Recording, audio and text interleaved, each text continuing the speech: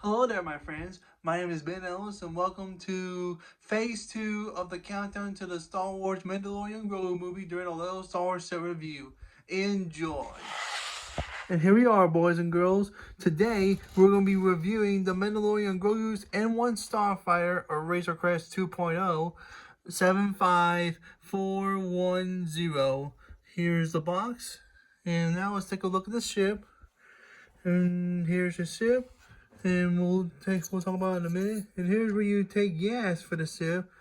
You have to remove this, and then you have to fill up the gas with fuel, and there you go. The ship is ready to go, ready for takeoff.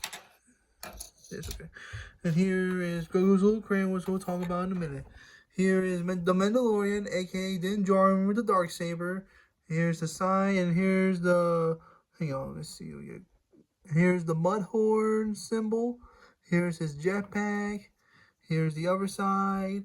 Yep, you're looking good, Din Djarin. Thank you. This is the way. This is the way. And now let's take a look at Grogu. And Grogu looks the same as usual until we get a new design of him for the Mandalorian Grogu movie for Little Star Wars set. And here's his cram that you can set on for him. And then you can also move it around wherever you need to. And this is his cram 2.0. Because his last cram was destroyed in the Mandalorian Season 2. Yeah, his cram was destroyed in Mandalorian Season 2 before the Razor Crest was destroyed. And, yeah. Anyway, and now let's take a look at my favorite minifigure along with C-3PO and R2-D2, R5-D4. The droid who has a bad motivator, as seen in Star Wars Episode 4: New Hope, and a certain point of view of A New Hope from the Star Wars books. Yeah. Anyway, I mean, this minifigure first appeared in Sandcrawler UCS set, and now he's back again in the M1 Starfighter.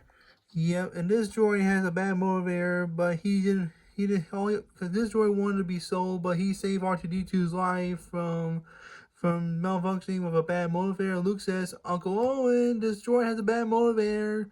And then the Jaws put him back inside the Sandcrawler, and then the Stormtroopers were looking for C-3PO and R2-D2 in Episode 4: New Hope, and then they saw the Jaws, and R5 was pretending to play dead like this, and then shoot, what was it? And then when the Stormtroopers left, R5 escaped the Sandcrawler, and he escaped the Sandcrawler, and then he started a new life with Piamoto in The Mandalorian, Mos Espa. Yep, this droid has a really good story in a certain point of view book of A New Hope. Anyway, now let's take a look at the ship. Let me set the minifigures aside. Let's take a look at the ship. And this ship, it's a really small design. I have a big M1 Starfighter, the Mandalorian M1 Starfighter. And it's not really a bad set. It's also for 4-year-old kids, and kids will love playing this set better than the big one. But don't worry, I like the big one. And also, you can open this cockpit where you can set the Mandalorian in. Let me take it off. I'm going to take off his Darksaber. Let me get him in the cinema mode. There we go. And now let's set him inside. There we go. And you can also put in Grogu in the cockpit. There we go. There we go. And then there you go. And now we're talking. And now we're flying in space. Just in case we're trying to stop from pirates or trying to retake our homeworld of Mandalore. Anyway, as seen in Mandalorian Season 3. Or you can also put in R5-D4. All you gotta do is take off the legs and put them in here. You can do any kinds of things you want with R5. Anyway, it's a really cool set. Not really bad. It recaptures this. I mean, the N-1 Starfighter came out like in 2022 during the Book of Boba Fett, which we'll talk about in a different video.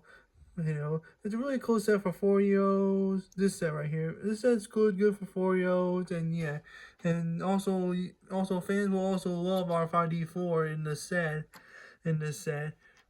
So because last time we saw R5 was the UCS Sandcrawler for Star Wars. Anyway, thank you for watching, and may the Force be with you, and this is the way.